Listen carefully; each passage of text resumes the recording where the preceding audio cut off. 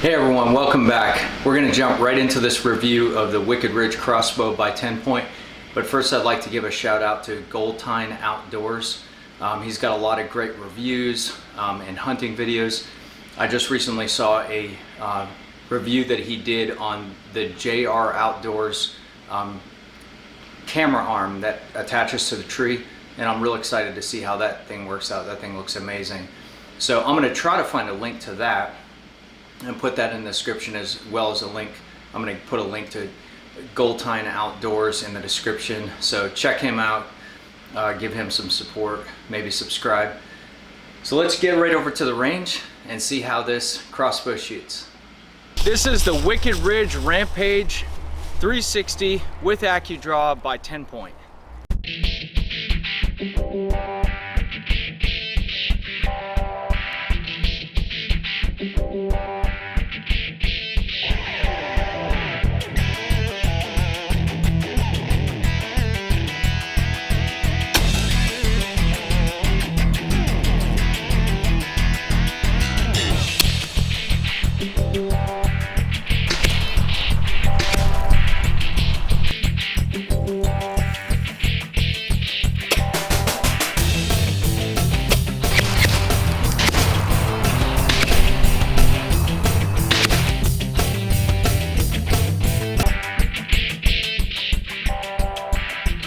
All right, I'm going to try to get a close up here and get everything in here. I want to talk about the features first. So let's talk about the size of the bow, the weight, the price, the different features that it has. So butt to foot bracket is 36.5 inches. The advertised width of the bow is 15 inches when it's cocked. I think they're talking about the inside of each limb. I'm actually going to measure from the outside of each axle, because that's a more true width. I'm not going to cock it right now, but when it is cocked, I've already measured it. It's 19.25 inches. And just as it sits now, while it's uncocked, it's 21.25 inches. So it goes in 2 inches when you cock it. It has 112 foot-pounds of pressure. So that's considerably more than your regular compound bow, which is going to be more like 60 or 70 pounds. So it's very powerful. I don't have a chronograph to shoot it through, but the advertised feet per second is 360. And I think my compound bow shoots like 315 feet per second. So that's quite a bit faster. It has a 13.5 inch power stroke. So when you cock this all the way back into the mechanism here, the place where the strings begins and where it stops is 13.5 inches. That's called the power stroke. It has a 3-time scope, so it's 3 times the amount of regular vision that you would have. These flip up, and they're spring loaded, so that's nice. It has a 20, 30, 40, and 50 dash mark inside the scope. So that is definitely a nice feature to have. The weight of this bow, the advertised weight is 6 pounds. It's actually, well, when you have everything on it anyway, it's actually 9 pounds, 1.2 ounces. That compares to about 6 pounds for your conventional compound bow. Now, I do want to at least explain that probably the advertised weight of this bow, let's see, where did I have that? The advertised weight of this bow at 6 pounds probably does not include the scope, the Acudraw package, the quiver and arrows, or the foot bracket. So that's, to be fair, that's probably where that extra weight comes from. So let's talk about the bow itself. It's got this cool, I like the way that this quiver hooks on. It makes it real easy. You don't have to mess with like some clip that gets stuck. Instead, you just have this rotating piece, just like on a camera tripod. You can just push that and it makes it real snug. You got this nice foot bracket to rest, to hold the front of the bow down as you're cocking it. Here is the guard for your hand. when you're firing it, you're holding it on the stock here, or on the barrel, I guess you could call it. You never want to have your hand above this, because that could put it in the path of the string. Here is a arrow guard, so this, or an arrow clip. So when you slide the arrow in here, you put the white vein. It says this vein down. You slide that into the track, and once it slides under there, it doesn't matter which way you turn the bow. You can even turn it upside down. Your arrow is not going to fall out. I already mentioned the scope. Let's talk about the Acudraw package. This is the coolest part about this bow. So if you look on the back of it here, you've got this says engage and disengage. So when you disengage it, you can pull this sled out, and this sled is attached to a spring-loaded pulleys in there, so it retracts. So you go up over the scope, and it's got these hooks right here. So you go up over the scope, you hook that on the string, and then I love how they tuck this little handle in here. Here's your handle to crank it with. Pull that out, that slides right out. You just got to try to be quiet with this in the woods, because it can make some noise. Like that makes noise, so I just try to insert it in there real quietly. And you're usually going to crank it before you get up in the tree. Of course, you don't put an arrow in it until you're settled up in the tree. But you crank that like that, and that, you can see, begins to pull the string out. And then once it gets all the way into its locked in position, you want to just back this up a few times, so that doesn't have any spring on it, because you don't want it to spin around like that and lose this handle, or have it fall and make noise. And then you just put this thing back in like that, push that in place. You just got to be careful that doesn't get caught on anything like a branch, because I did actually drop mine out of the out of the tree when I was trying to recock my bow. And then of course, once you cock the string all the way into position, this sled is now going to be underneath of this arrow guard bracket and all the way up in here. So you want to pull that back out, make sure you put that back in place up over the scope, and then you just engage that, and that locks this so it can't come out. And that stays relatively quiet. This bow does seem to be made out of or it's got like a rubber coating, so it's like a dead noise type material. So I like that. On this mechanism here, it does have a thing for dummies. Like when you pull this string up inside of here, it clicks. So you cannot dry fire the bow because it has a little mechanism right here, and this thing has to be engaged by the arrow inserted in there in order to be able to fire this. So you won't be able to fire it without an arrow, which is a very good thing, because you may have seen in a previous video I did break a string, but it wasn't because I tried to fire it without an arrow. That was, I'll explain that in a minute.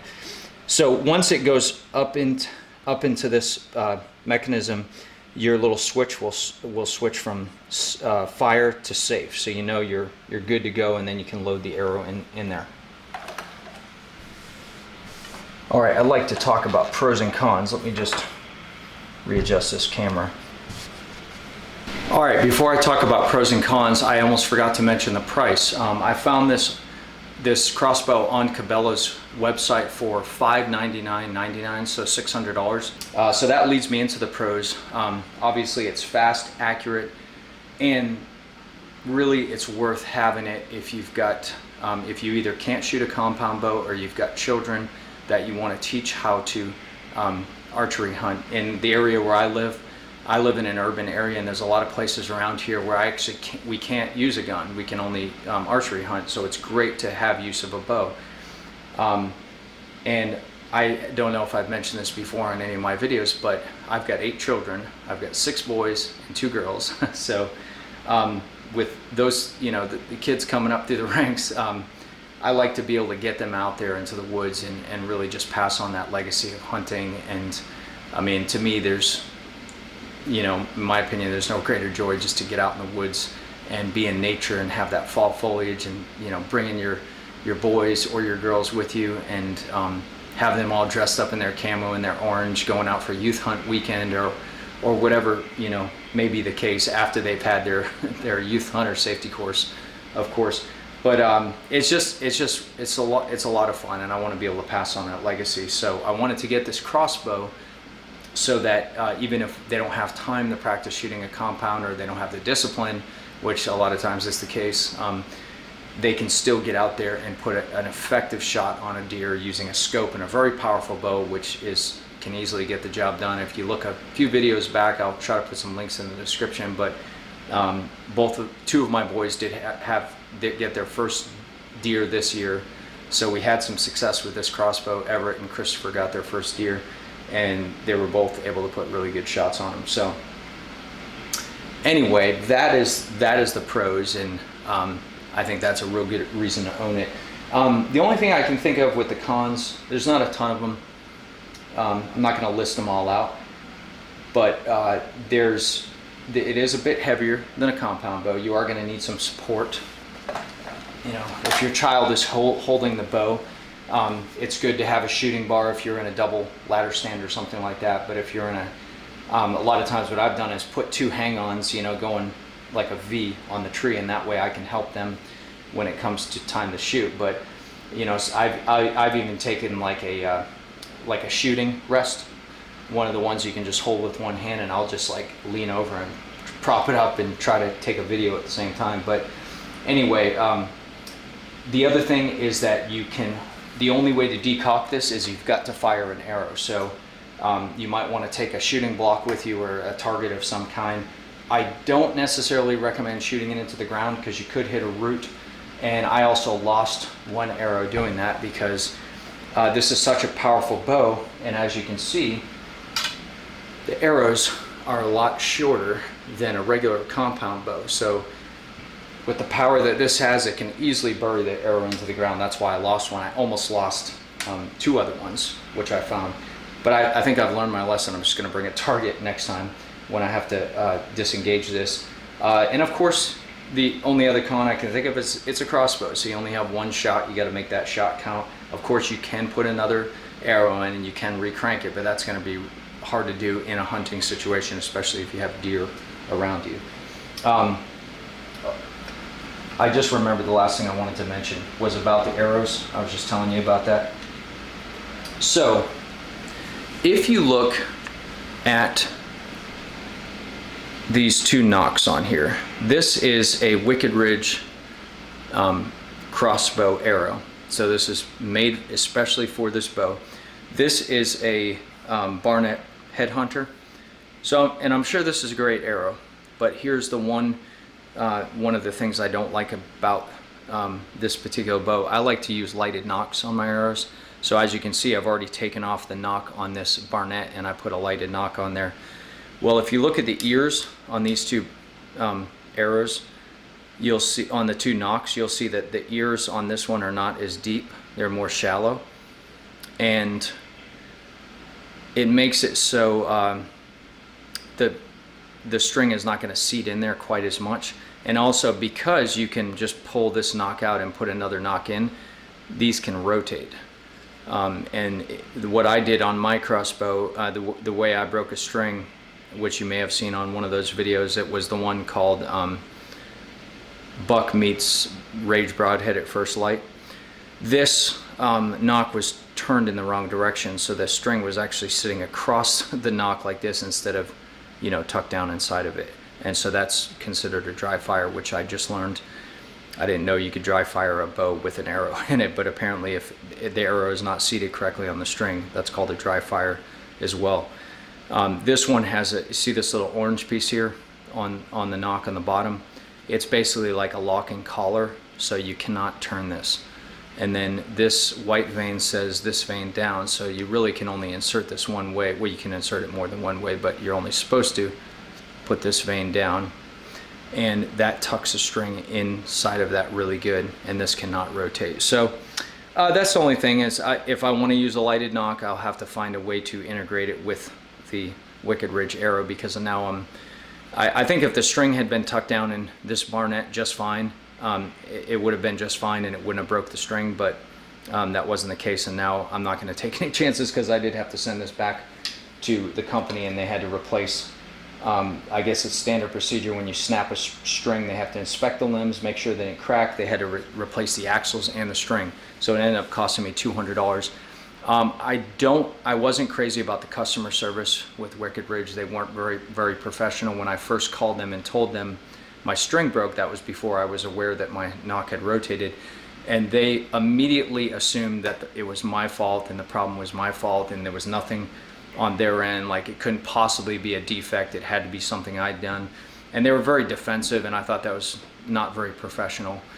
So that's one suggestion that I would have for them, is be more professional, have someone send the bow in, be willing to inspect it, and then proceed with telling the customer what the problem is, instead of just making an assumption and assuming that it's the customer's fault, because obviously it could have been a defect with the string or with the bow, because not every single one that comes off the line is going to be 100% perfect 100% of the time. So that's it for the pros and cons, but I would recommend this bow, especially if you have kids or you can't shoot a compound. So that's it. And now I'd like to read the scripture of the day. Now this is the confidence that we have in him, that if we ask anything according to his will, he hears us. And that's from 1 John 5:14. Just want to thank everyone again for tuning in, and stay tuned for some other review videos. I'm going to have an Alps backpack review. I'm going to be reviewing some grunt calls, which I haven't forgot about. I know I mentioned that in another video. And I'm also going to be reviewing the Wild Game Innovations trail camera. Been using that camera for years, and it's inexpensive and it works well, and it takes videos and pictures. So why have all the bells and whistles, which can lead to other issues. So anyway, I'm going to be reviewing that, and hopefully I'll be able to get out and do a turkey hunt before the season is out. I haven't really gotten into turkey hunting. I'd really like to. I've only been twice and didn't really know what I was doing. So I hopefully I'll be able to do that. I'd like to do some other maybe scouting or fishing videos. So anyway, stay tuned, and again, just thanks for watching, and I'll see you the next time.